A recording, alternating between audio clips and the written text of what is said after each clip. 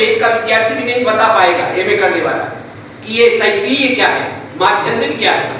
माध्यम दिन माने मध्यम दिन, दोपहर में चूंकि वो ज्ञान मिला इसलिए माध्यम दिन संहिता कहा गया। चूंकि वो देदीप्यमान था, उसमें सत्व गुण प्रधान थे मंत्र, इसलिए उसको शुक्ल यजुर्वेद कहा गया। और चूंकि भगवान सूर्य ने अश्व का रूप धारण करके दिया, इसलिए उसका एक तीसरा नाम भी है वाजसनेयी संहिता, क्योंकि वाजस माने होता है घोड़ा, तो वाजसनेयी संहिता। ये तीन नाम हमारे यहाँ शुक्ल यजुर्वेद के प्रचलित हैं। अब देखिए, मैं पूछता हूं भारतीय विद्वानों से जो इन सब चीजों को कपोल कल्पना मानते हैं या मानने को तैयार नहीं होते हैं, तो मैं ये जरूर प्रश्न उठाता हूं कि यह विशुद्ध रूप से भारतीय परंपरा, भारतीय साहित्य का एक रहस्य था, हमारी पूरा कथा का एक रहस्य था। यदि हमारे भारतीय पुरखे वहां नहीं गए तो ये कथानक वहां पर गया कैसे? और सूर्य के द्वारा वो संहिता उसी प्रकार से दिया जाना जैसे कि सूर्य ने महर्षि याज्ञवल्क्य को शुक्ल यजुर्वेद की संहिता प्रदान की थी, ये पूरा का पूरा कथानक वहां पर इस तरह से हो गया। इसका मतलब है कि डॉक्टर राजमणि पांडे और अन्य जो विद्वान भारत के समर्थन में डॉक्टर हाल और जो है ए.एल. वासु कह रहे हैं, वो बिल्कुल सही कह रहे हैं। जबरदस्ती ये है अपना अधिक्षेप करना, अपनी जो है अपनी आलोचना करना, अपने को छोटा समझना, अपने भीतर इंफीरियरिटी कॉम्प्लेक्स ले आना, ये कहां का न्याय है?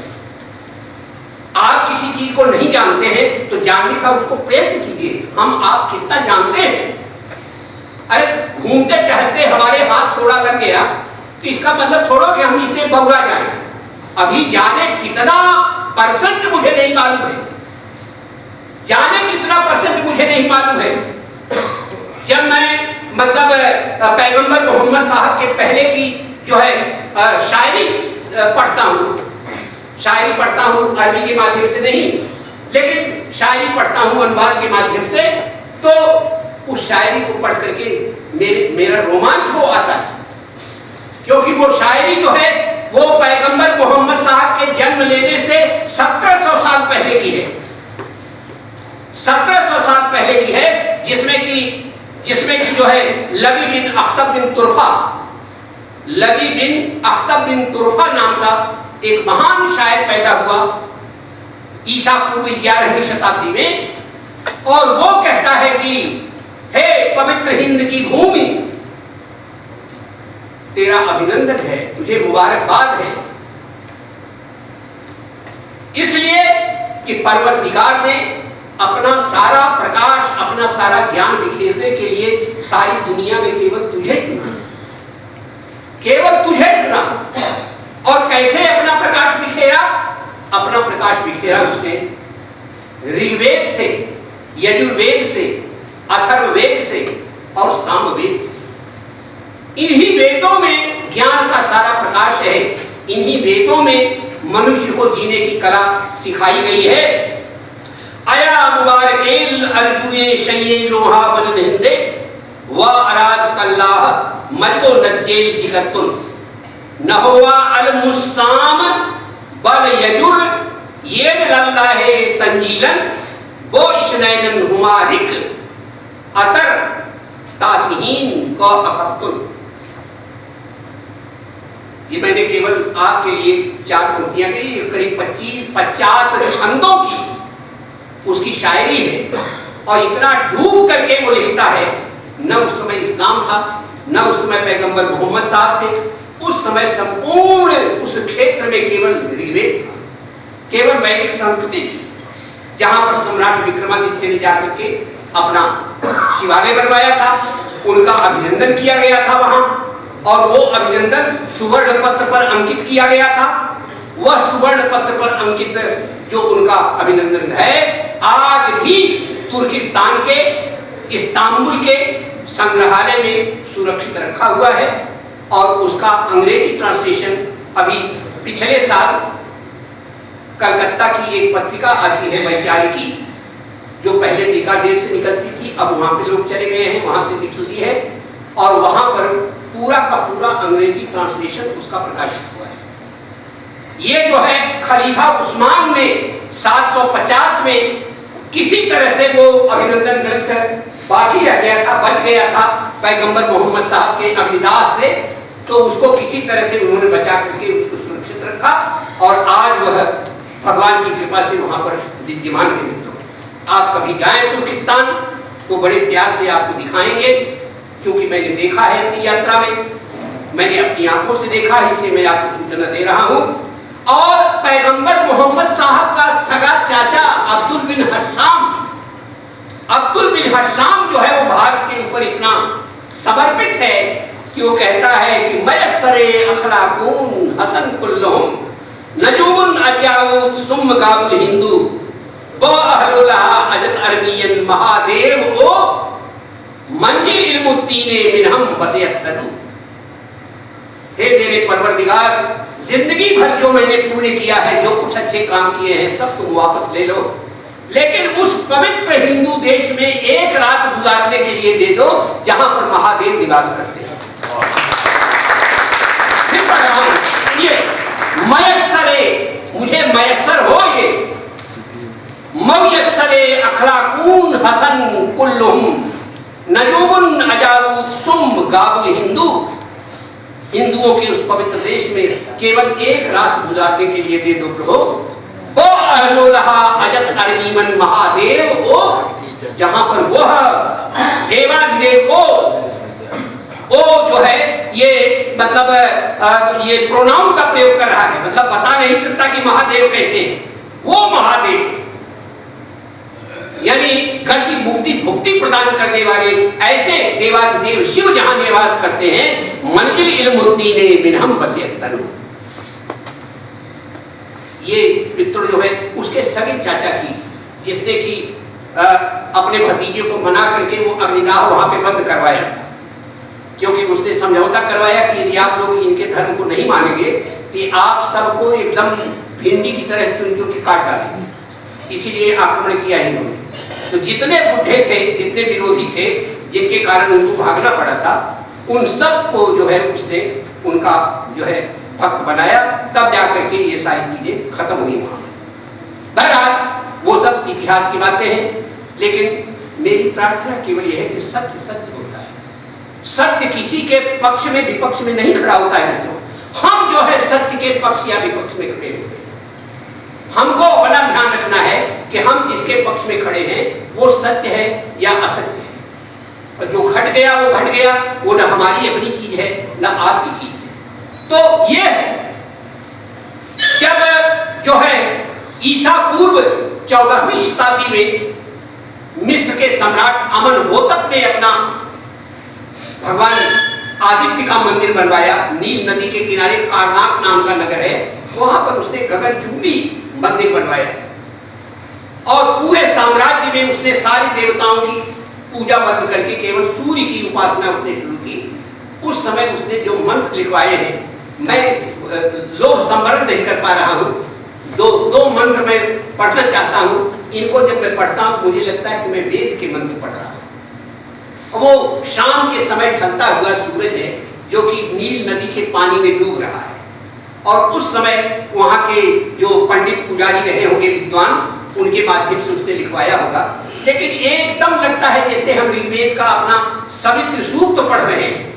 वो लिखता है नत्रुई सनुइन त्याउ आसा ससु वाओ अर्पन रूपन स्वंत तपुवन आदि गुणभर अरुवन आंखियु बबुआ तुवाउ बस अस आद सुतन ओम ओशान रपिंतु आतन, आतन माने सूर्य, ओम जो हमारा है, ओम वह सूर्य देवता हमारी रक्षा करें। ये स्कैटर्ड जो है प्रमाण है यहाँ वहाँ के, जो मैं आपके लिए ले आया था। मैं बहुत समय लिया, जैसे भी हमने दूसरा प्रसंग शुरू नहीं किया, तो ये मैं आपसे केवल ये बताना चाहता था कि भारतीय ज्ञान जो है वो किस प्रकार संपूर्ण विश्व में गया और सब जगह उसकी प्रतिष्ठा हुई। एक चीज यदि मैं न बताऊं तो शायद ये कमी रह जाएगी इस उसकी। वक्तव्य की। हमारे यहाँ ऋग्वेद में एक कथानक आया हुआ है, जो लोग संस्कृत से लगाव रखते हैं उनको शायद मालूम ही होगा। वो है यम यमी सूक्त। यम यमी सूक्त आता है। उसमें क्या है कि यम और यमी ये दोनों जुड़वा भाई बहन हैं सूर्य देवता के।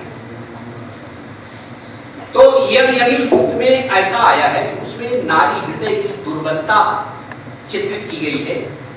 जब दोनों युवा हो जाते हैं भाई बहन, एक अवसर ऐसा आता है जब यमी जो है वो अपने हृदय की दुर्बलता अपने भाई के सामने प्रकट कर देती है और कहती है कि अब हम तुम दोनों इस लायक हो गए हैं, एक दूसरे का हित कर सकते हैं। और हे यम, जिस भाई के रहते हुए उसकी बहन की आकांक्षा परिपूर्ण न हो, तो फिर उस भाई से क्या लाभ। इसलिए मेरी इच्छा है कि तुम मुझसे शारीरिक संपर्क करो और मेरी आकांक्षा तुम परिपूर्ण करो। बड़ा बहुत ही भाव गर्व वो है। अंग्रेजों ने भी बड़ा आश्चर्य प्रकट किया है कि भारतीय संस्कृति में इस प्रकार का ये व्यत्यय कैसे आया, किस तरह से आया। लेकिन वो ऋग्वेद का अंश है। अब क्या है कि इसमें यम जो है उसके भीतर जो धर्म की आस्था है वो बहुत ही दृढ़ है, वो बहुत ही दृढ़ है और वो डिगता नहीं है। वो जितना कहती है वो बार बार समझाता है कि नहीं नहीं नहीं यमी, हमारे तुम्हारे बीच जो है धाता ने ये संबंध नहीं रचा है, क्योंकि हम दोनों ने एक ही गर्भ में निवास किया है। एक गर्भ में निवास करने वाले लोगों के बीच में ये संबंध नहीं होता है। तुम्हारे लिए कोई अगरबार, हमारे लिए भी कोई अगरबार जो मेरी माँ के गर्भ से न हो।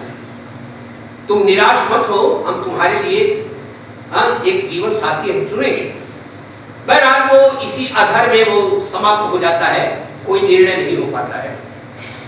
अब जैसे मैं आपको बता रहा था सम्राट हम्मुरबी का कि उसकी पकड़ है कि भारतीय पुरखे हमारे वहां गए थे और उसको जो है हमारी परंपरा का बोध था। उसी परंपरा का बोध मैं फिर बता रहा हूं कि जो मिस्र देश की जो पूरा कथा है, उसकी जो माइथोलॉजी है, देखिए हर एक देश का धर्म जो है वो माइथोलॉजी से शुरू होता है। वो माइथोलॉजी आपको रोमन लिटरेचर में भी मिलेगी, ग्रीक में भी मिलेगी, जुडाइक लिटरेचर में भी मिलेगी, हर जगह मिलेगी। बिना उसके तो कोई काम आगे चलता है। पहले देवता आते हैं और देवता से देवताओं का अवतरण हो जाता है, फिर वो मनुष्य लोग का धर्म बन जाता है। तो हर जगह है, हम केवल उसके अपवाद नहीं।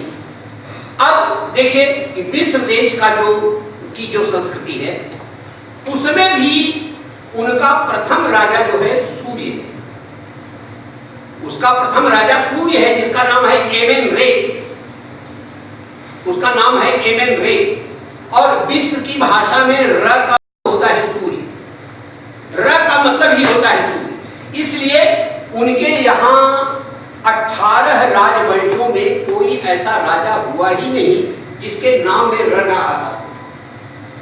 सबका नाम र जमीन में रहेगा, जैसे खुफ्र, तिफ्र, रण असर, सदखर, रमापति, नभम अखत, र उसमें जरूर रहेगा। इस तरह के नाम उसमें आए हुए। तो एमेन रे जो है वो सूर्य उनका प्रथम देवता है, प्रथम देवता है। हमारे यहाँ भी आप जानते हैं सूर्य वंश और चंद्र वंश, यही दो हमारे पौराणिक वंश हैं। सूर्य वंश जो है सूर्य से चलता है और चंद्रमा के आदि पुरुष जो है चंद्रमा है। तो कोई आश्चर्य नहीं। एमेन रे के साथ क्या घटना घटती है कि उसकी देह से इतनी ज्वाला निकलती है, इतना तेजस निकलता है कि जनता बेहाल है, वो उसको फेस नहीं कर पाती है। लोग भागते हैं उनको देख करके और बहुत दिनों तक सूर्य ये दिखता है कि हमारा तेज निरंतर बढ़ता ही चला जा रहा है और हमसे जनता प्रसन्न नहीं है, तो इसका कोई उपाय होना चाहिए। तो वो एक दिन देवताओं के आग्रह पर, उनके आमंत्रण पर वो उत्प्लुत उछल करके वो चला जाता है अंतरिक्ष में।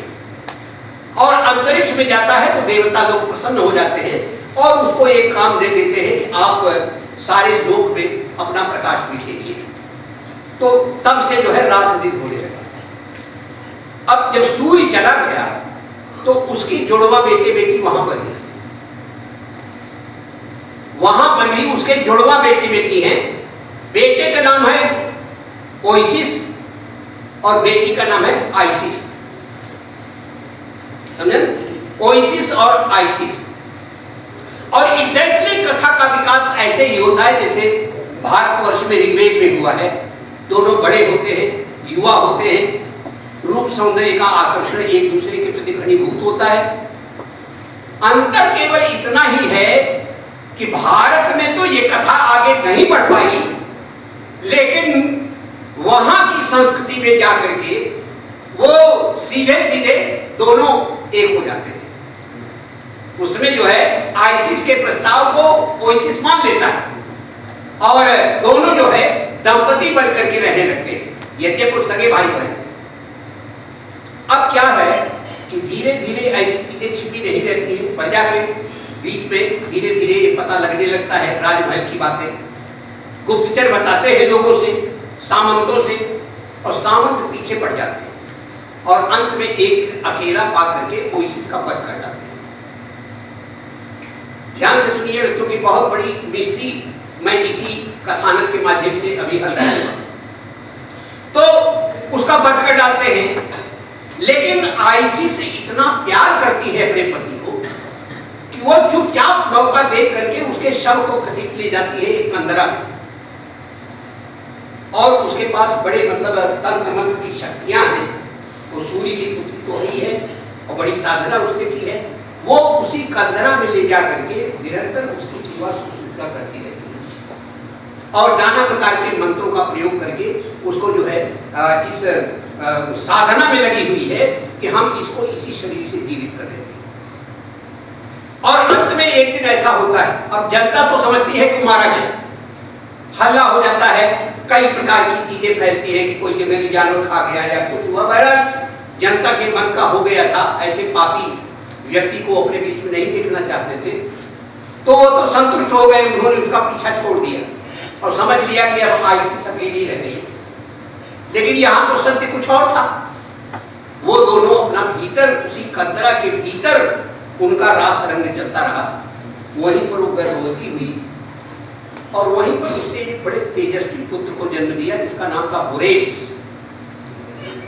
ये मिस्र की डायनेस्टी का पहला राजा है। समझे? जैसे हमारे यहाँ वैवस्वत या ये जो है महाराज वैवस्वत है इक्ष्वाकु, उसी तरह से उस डायनेस्टी का पहला राजा जो है मिस्र देश में वो है होरेस। अब होरेस जो है वो अपने दादा की तरह परम तेजस्वी और अपने माता पिता की अकेली संतान वो जो है पैदा होता है। लेकिन दोनों उसको चोरी चोरी गुप्त रूप से पालन करते हैं उसी गुफा में कि ये बाहर कहीं पता लग गया तो फिर जनता में विद्रोह मचेगा। तो वहीं पर वो धीरे धीरे बड़ा होता है, सयाना होता है, और जब वो एकदम जवान हो जाता है, प्रजा का पालन करने लाए, तब दोनों एक विचार करते हैं कि अब हम लोगों को सत्य प्रकट कर देना चाहिए। और होरेस जो है अब ये राज्य शासन संभालने लायक हो गया है और इसको राजगद्दी पर बैठा करके हम लोग जो है नीदरलैंड चले जाएं, पाताल लोक चले जाएं, और पाताल लोक में हमारा पीछा कोई नहीं कर पाएगा, हम दोनों अपना वहां रहेंगे। इसके बाद उन्होंने क्या किया कि होरेस को तो उन्होंने राज्यासीन कर दिया और वो दोनों अपना वहां से चले गए। प्रजा को बाद में मालूम हुआ, लेकिन चूंकि होरेस उनके मन का राजा था और अत्यंत तेजस्वी, अत्यंत जो है गुणवान, लिहाजा उन्होंने नए राजा को स्वीकार कर लिया। अब देखिए कि चूंकि आइसिस को मरे हुए ओइसिस से ही पुनः जो है जीवन दान मिला, इसलिए वहां के राजाओं का यह विश्वास दृढ़ हो गया कि इसी शरीर से हम फिर पैदा होंगे, इसलिए इस शरीर को नष्ट नहीं करना चाहिए। और वहीं से उनके ब्यूरियल टेम्पल की परंपरा चल पड़ी, पिरामिड की। सामान्य जनता तो इतना खर्च कर नहीं सकती थी, लेकिन राजाओं में यह परंपरा चल पड़ी कि ये शरीर जो है इससे अतिरिक्त आत्मा कुछ नहीं है, देखिए, भारत में और संपूर्ण विश्व में सबसे बड़ा अंतर यही है कि भारत शुरू से ही आत्मवादी रहा और बाकी सारी दुनिया देहात्मवादी थी, क्योंकि वो देह को ही आत्मा समझते थे। देह को आत्मा कैसे समझते थे? जैसे अभी हम इसको जला दें और ये जलने लगे, तो आपके मुख से भी अचानक निकलेगा, अरे देखिए वो स्टैंड जल रहा, अरे वो कुर्सी जल रही है। लेकिन आप एक क्षण के लिए भी ये सोचते नहीं है कि जलना जो है ये कुर्सी का धर्म नहीं है। ज्वलनशीलता ये अग्नि का धर्म है, अग्नि का लक्षण है। कुर्सी नहीं जल रही है, जल तो रही है आग, लेकिन अग्नि का कुर्सी के साथ संपर्क इतना घनिष्ठ है कि आप उस घनिष्ठ को अलग, उस घनिष्ठता को अलग करके देख ही नहीं पा रहे। अपने अज्ञान के कारण आप कुर्सी को जलता हुआ मान रहे हैं। ऐसे ही मित्रों, मूर्ख देखता है कि बोल तो रहे हैं राजेंद्र मिश्र, हाथ तो इनका चल रहा है, ये सारी चीजें इनके मुंह से निकल रही हैं, तो इनका शरीर कहाँ है और आत्मा कहाँ है? दोनों एक ही तो हैं। ये भ्रम हो रहा है कि नहीं हो रहा है? लेकिन ये भ्रम तब टूट जाएगा जब बुलाने वाली जो सामर्थ्य है, चैतन्य, वो थोड़ी देर के लिए अलग हो जाएगा। यही आंख देखेगी नहीं, यही वाणी बोलेगी नहीं, यही हाथ चलेगा नहीं, ये सारे के सारे जड़ पदार्थ जो पांच भौतिक हैं, ये 2 घंटे के बाद गंधाने लगेंगे। यही रहस्य है, इसी का नाम है आत्मवाद। यही आत्मवाद भगवान ने गीता में समझाया, यही वेदों में समझाया, यही हमारी स्मृतियों में समझाया, हर जगह। यहाँ तक कि हमारे रैदास और कबीरदास की दोहों और भजनों में भी वही क्षण करके वही जो है तत्व आया। एक बार आचार्य विष्णुपाद प्रसाद जी ने डॉक्टर उनको जो है बच्चन सिंह को हरे मंच पर जो है बड़ी बात कही। उन्होंने कह दिया अचानक कि अरे ये जो है रामानंद उनके गुरु थे, ये सब जो है पंडितों की कपोल कल्पना है। इसके बाद आचार्य खड़े हो गए, वो तो बहुत बड़े विद्वान थे, जो है आचार्य विष्णुपाद प्रसाद जी। उन्होंने कहा डॉक्टर साहब आपको शोभा नहीं देता है, आप हिंदी के विद्वान हैं इतने बड़े, लेकिन आपने कभी उनके भजनों को पढ़ा? उन भजनों में सीधे सीधे जो है हमारी उपनिषदों के बोल आते हैं, और ये उपनिषदों का ज्ञान जो है उनको अपने गुरु रामानंद से प्राप्त हुआ था। उसको उन्होंने अखड़ी, उन्होंने सदुक्कड़ी भाषा में जिस तरह से रखा, ये उनकी बहुत बड़ी जो है महत्ता है। तो मित्रों, ऐसा नहीं है, हमारा जो है एक कंपोजिट नॉलेज था, भारतवर्ष का एक कंपोजिट नॉलेज था। वो ऊपर से देखने में भले आपको नाना तो दिखाई पड़े, लेकिन नेह नानात तो किंचन, नेह नानात किंचन, नानात तो कहीं है ही नहीं, डाइवर्सिटी कहीं है ही नहीं। जो कबीर कहते हैं वही नानक कहते हैं, वही रैदास कहते हैं, वही ज्ञानेश्वर कहते हैं, वही अंडाल कहती है, वही मीरा कहती है, वही हमारी उपनिषदें कहती हैं, वही गीता कहती है, वही हमारे वेद कहते हैं। केवल उनमें संगत बैठाने की जरूरत है। तो ये जो है वहां का आप देखिए कि सारा विश्व जो है देहात्मवादी था, आज बहुत तेजी के साथ यूरोप आत्मवाद की ओर, आज उनको समझ में आ रहा कि सबसे अच्छी हिंदू परंपरा है जो शरीर को जला करके और सबसे मुक्ति पा लेते हैं। पांचों तत्वों में लीन हो गए, बात खत्म हो गई, समझे? आज उनको जिस किसी भी रूप में अनुभव कर रहे हो कि वो जमीन घेरती है, ये होता है, वो होता, लेकिन आज वो देहात्मवाद उनका भंग हुआ है। वो मानने लगे हैं कि इस देह से आत्मा अलग है, घोंसले से चिड़िया अलग है। ये मानना, क्योंकि चिड़िया जो है घोंसले में जिंदगी भर नहीं रहती, केवल अपने फिर जरूरत पड़ेगी फिर नया बनाएगी। ऐसे ही वातानुस्थिति नानी था विहाय नवानी, जरूरत पड़ेगी हम फिर स्वीकार कर लेंगे। भाई यहाँ से हमें उतरना हुआ कि एक कूद तो लेनी पड़ेगी ना। जब आगे सीढ़ी नहीं बनी है और उतनी नीची जमीन है, तो इस चौकी के बाद तो हमें कूदना ही है। तो जब शरीर खत्म हो गया तो मृत्यु के गर्त में जाना है, फिर हम ऊपर से जीवन पर चढ़ेंगे, किसी और पाथवे से, किसी और मार्ग से चढ़ेंगे। ये बहुत ही एक अद्भुत हमारा दर्शन है मित्रों, और मैं तो जब पढ़ता हूँ तो मुझे आज तक कभी कोई शंका हुई ही नहीं, और मैं हर चीज का उत्तर मुझे मिल जाता है। हमारे गुरु जी यही उज्जैन में थे, आचार्य बच्चूलाल अवस्थी जी, कहा देखो बेटा हर समय मैं नहीं मिलूंगा तुम्हें पंक्तियों का रहस्य बताने के लिए। कहा हाँ गुरु जी ये बात है। तो कहा उसी पंक्तियां से ही बार बार पूछो कि हे पंक्ति तुम बताओ अपना, बताओ बताओ, उसी पे माथा पटको 5वीं बार बता देगी, अपना अर्थ खुद बता देगी।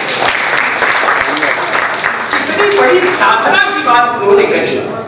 आचार्य बच्चूलाल अवस्थी हमारे जमाने के ऋषि थे, समझा ना, उनके जैसा भाषा विज्ञानी, उनके जैसा जो है गजलकार संस्कृत का, और ऐसा कोई हुआ नहीं। लेकिन वो ये कहते थे कि वो तुम्हारी जो पंक्ति है, तुम्हारा ग्रंथ ही तुम्हारा गुरु है। तो मुझे अपने सिख भाइयों पर भी बड़ा नाज हुआ कि वो तो यही कहते हैं कि गुरु ग्रंथ साहिब वही हमारे सब कुछ है। तो कहा उसी से पूछो, वो अपना मर्म आपको खुद बता देगी, लेकिन तब बताएगी जब बच्चा रोने लगेगा, जब माँ देखेगी कि बेहोश हो जाएगा। तो जब उस स्थिति में जाकर के माँ जैसे कोई चीज बता सकती है, वैसे ही जो है पंक्तियां अपने आप स्पष्ट हो जाती हैं। मित्रों, हमारी ज्ञान की परंपरा बहुत पवित्र है।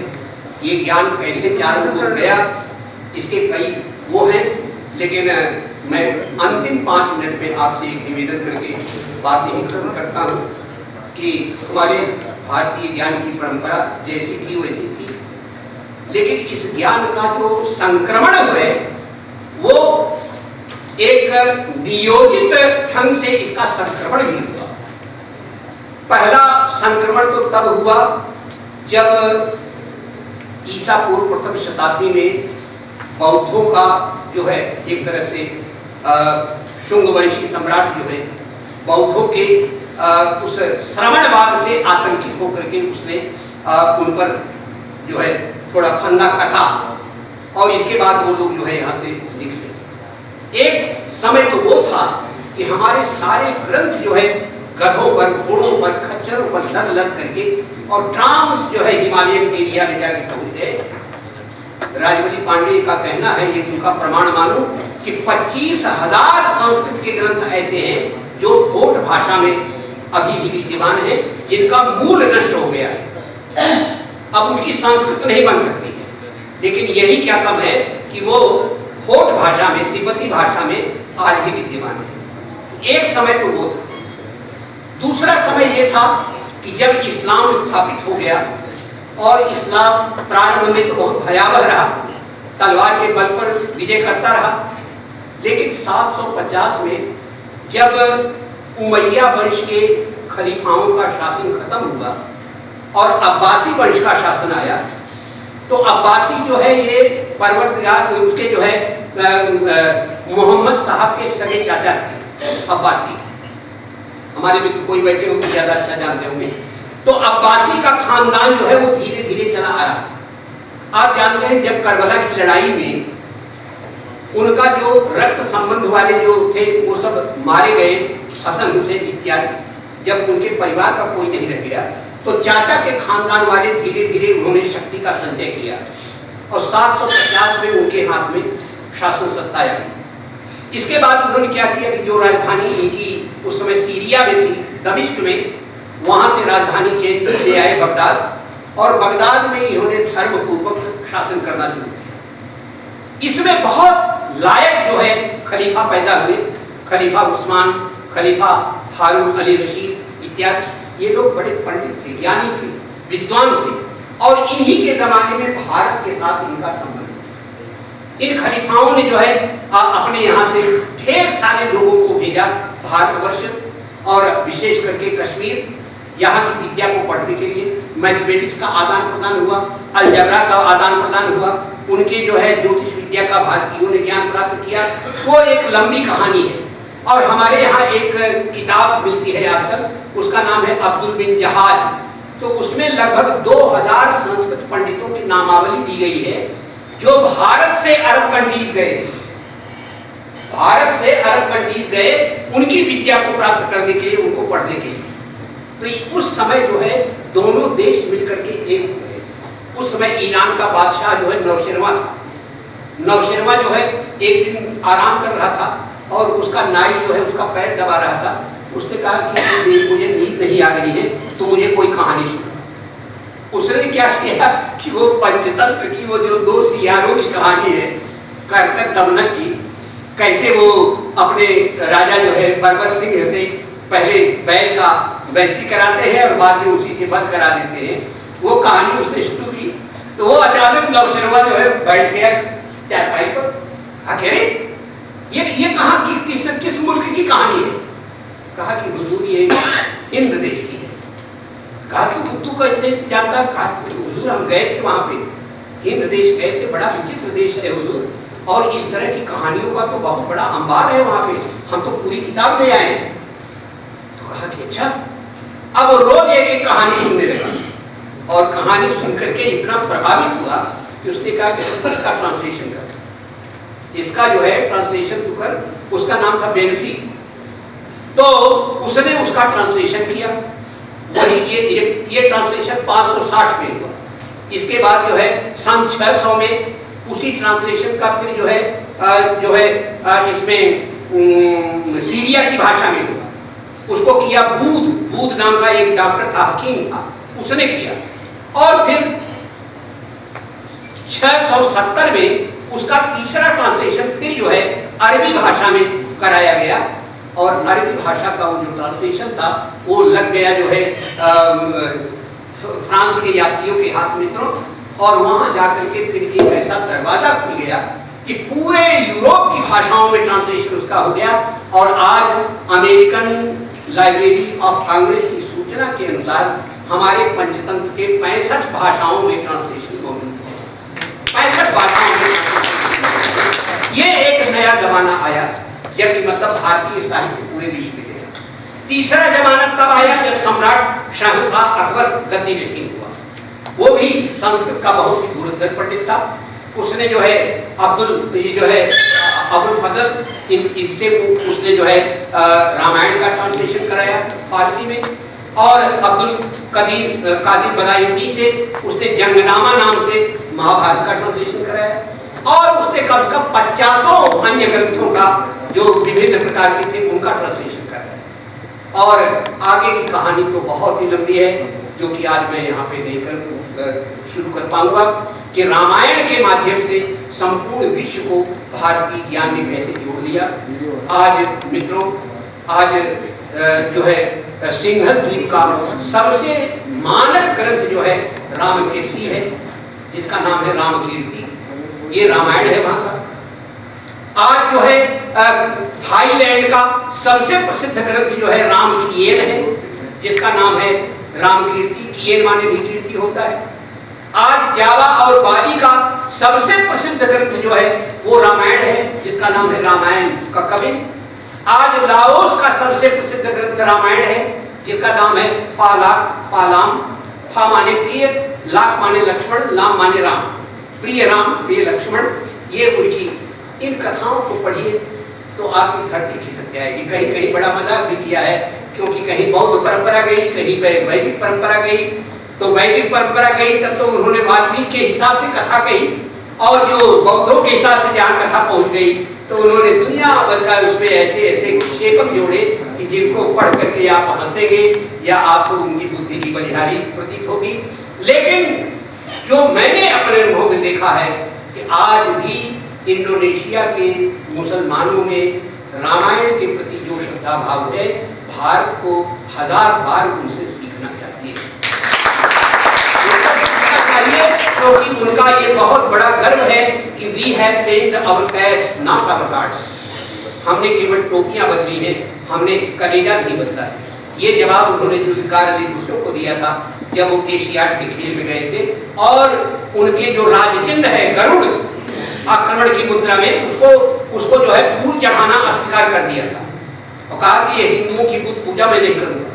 तब उस समय जनरल सुहार्तो ने बहुत फटकारते हुए कहा था कि आप ये राष्ट्र का अपमान कर रहे हैं मिस्टर भुट्टो।